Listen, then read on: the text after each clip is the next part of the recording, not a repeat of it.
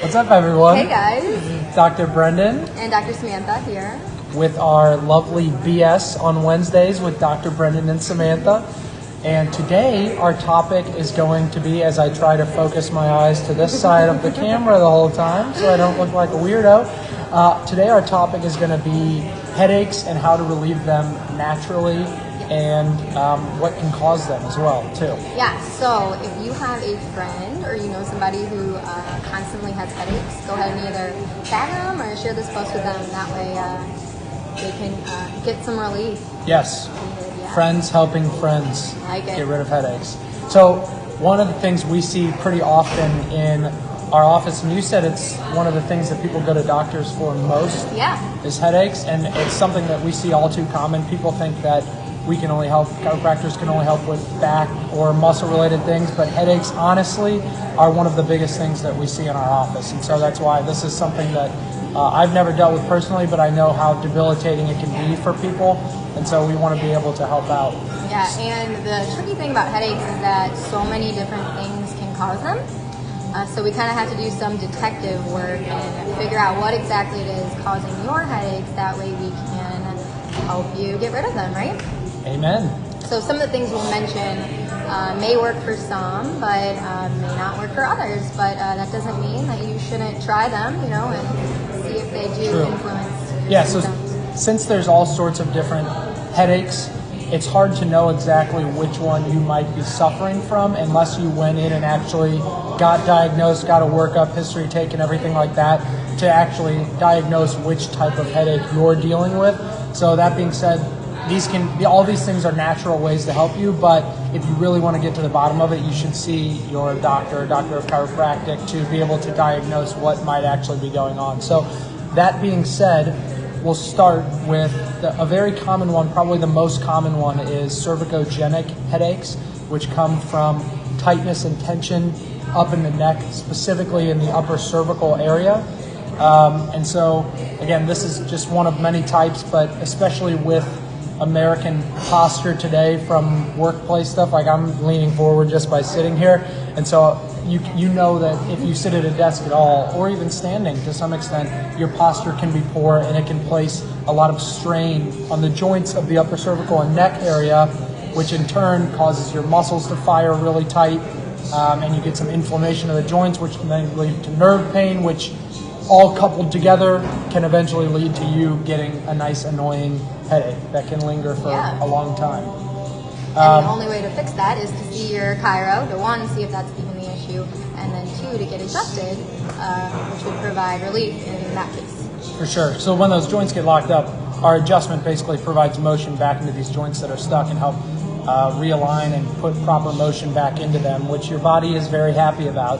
And then normally in turn, we get great relief with healing the headaches and that. But if that doesn't do it, or if it only helps a little bit, then there are other things that we can do as well. So in our offices, you might get some myofascial or muscle release done, and that's where you'll have these tight muscles of the area, or upper cross syndrome, which is tight pectoralis muscles, tight back muscles, and your chiropractor, whoever is working on you, can do some myofascial release to loosen those muscles up so that they're not pulling on the joints as well as much either. And there are some stretches you can do at home too. One of them is a suboccipital stretch. So basically you're just going to place pressure on the back of your head at the base of your skull and just kind of lean forward and kind of stretch out that area, as well as there are some other ones for the side of the neck. So put your hand here and kind of stretch over and try to push your head back up into there, and you'll feel a nice stretch of these levators and these muscles on the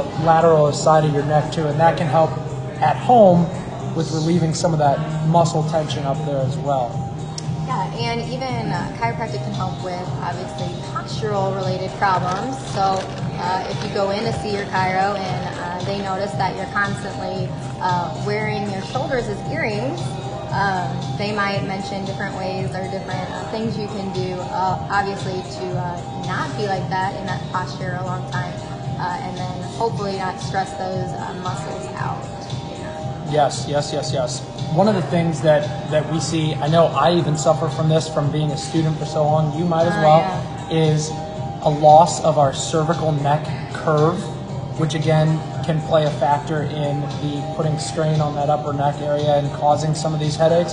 And so what you can do is obviously get adjusted, but also to get what we call the deep neck flexors of your neck right here active, you can do some chin retraction exercises. So that's where you're gonna bring your neck in, give yourself a nice pretty double chin, okay?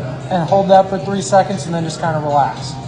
And then do it again, 3 seconds, 3 to 5 seconds, relax. You can also do it if you're laying down, basically act like you're looking at your feet when you're laying down. What this does is it strengthens these neck flexor muscles, which are weakened when we have our poor text neck posture, constantly looking like this. Text neck, it's a thing. These get weak. Yes, it's a thing that is going to keep chiropractors with a job for a long, long time. So those are a way that you can strengthen those and strengthen your cervical curve, so it looks like a nice C. Banana. And in so doing, a nice banana C. In so doing, stop some of these headaches from happening due to that cervical tension up there. Yeah. So obviously, see a chiro was one of the first ways that you can at least try to find a way to eliminate your headaches. The second thing that I am going to mention is food sensitivities. So food sensitivities are a big problem and can often be a trigger and a component in headaches, or causing your headaches, and obviously a number of other issues as well. So a good thing that you can do is to eliminate commonly known problem foods such as gluten, dairy, corn, soy, and eggs. Those are very common food sensitivities and intolerances for most people. So eliminating those and for a couple weeks and then reincorporating them back in one at a time to see if they change your symptoms in any way or change your headaches will be a good way to see if food is a common trigger. And I really like elimination diets to begin with because they allow people to kind of tune into their body and see how food is affecting them. So it's a really good thing to do, especially for headache relief. If you take these out and then put, for example, dairy back in, and then all of a sudden you start feeling like garbage, you know that you might have an insensitivity to that, and you probably shouldn't do it anymore. Right, exactly. And people often, so a lot of patients will say, if I say, hey, how does this food affect you? Do you notice if you have a problem? They usually are like, no, I don't have an issue with that. But the thing is that you can eat something and you might not have a reaction till the next day. Those are called IgG delayed hypersensitivities. So you could eat a food and you might not have a symptom or reaction till a few hours to a few days later. So again, eliminating those foods and then reincorporating them back in is going to be your best bet, and seeing if those are going to Bingo. And it's kind of fun too. You learn about yourself that way, kind of learn what you should or shouldn't be eating. Trial and error. Yeah, when you start throwing up, you know that that's no good. You don't want to. Or when your headaches are debilitating and you can't do anything that the next day. Yeah. So we're going to touch on a couple more things here, and then we'll be done. We'll let you go about your workplace. I know you're all very interested. Our next thing that I want to talk about is, like I've touched on a little bit, is workstation ergonomics. And so by that, you should have your computer, if you're sitting, basically at parallel with your eyes, and have your arms and shoulders at a nice 90-degree position. Because if they're anything like this, you're forward, or if they're lower than that, often we do the slide under method where we slouch down like that. And all of these things can cause strain on your back and poor posture. And what's important to do is maybe every 10 to 20 minutes, do what we call the Brugger's position, or essentially just good position, where you're going to sit nice and upright, touch your butt to the back of your chair, bring your shoulders back, and kind of stretch down like you're basically pushing your hands into the floor and your shoulder blades back into each other. And then while doing that, get that nice double chin position. So this will work on all the extenders back there and kind of redo what you've been doing by sitting for so long. That's an important thing. And then also another thing that you might not think of, we like our sleep. While you're sleeping, if you have too many pillows, that's the more common one. That puts strain on these upper cervical, the joints of the upper cervical area when you have too much pillows. And so the goal for having a pillow is you want it to be where your face is parallel to the ceiling. So you want your neck to be in a nice neutral position. Otherwise, you are going to be putting strain on the joints of your neck. And if you don't have a pillow or it's too flat, it's the same thing but in the opposite way. So make sure that when you're sleeping, you're actually comfortable, and honestly, your sleep will probably improve too. Yeah, which is nice. Wait. That's gonna happen. Yeah. Somebody's whipping up something. So Juice. yeah. Okay. So the other one I'm gonna mention for headache relief is to supplement with magnesium or increase the magnesium-rich foods that you have in your diet. A common trigger for headaches or a common cause of headaches is actually nutrient deficiencies, and magnesium is most widely known to be the most common one. So I like to think of magnesium as the relaxation mineral. So anything the opposite of relaxation could lead you to believe that you might have a magnesium deficiency. So I'm talking about like irritability, difficulty sleeping, muscle spasms, that's a big one for sure, and then obviously headaches too. So I like being relaxed.